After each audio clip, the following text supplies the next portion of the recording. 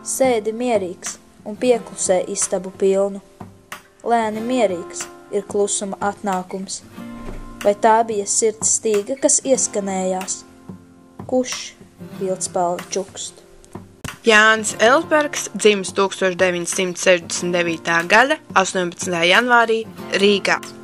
Mācījies Rīgas 49. vidusskolā, studējis latviešu filoloģiju Latvijas Universitātes filoloģijas fakultātē no 1987. gada līdz 1988.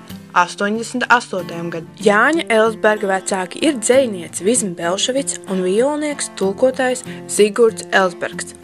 Viņam ir arī vecākais brālis, dzejnieks Klaus Elsbergs, kurš diemžēl vairs nav dzīvs. Bijis skolotājs Zaubē, Jūrmalā, Rīgā. 1993. gadā īslaicīgi darbojās žurnālos Rakstnieka vārds un vārds. No 1997. gada līdz 2000. gadam bijis žurnāla Luna redaktors. Grāmatas ar Jāņa Elsberga dzeju.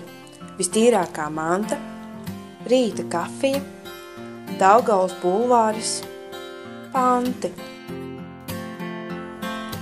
Ar ko sākas dzejolis? Ar domu, tēmu vai sajūtu?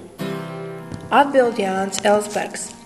Pārsvarā ar sajūtu, gandrīz fizisku īpatnēju noskaņojumu, ko es atpazīstu, un ja sajūta sakrīt ar iespēju atrast brīvu laiku un tajā pakavēties, var gadīties, ka parādās kāds tēls, frāze, kāds mezgliņš, kam var sekot pārējais teksts.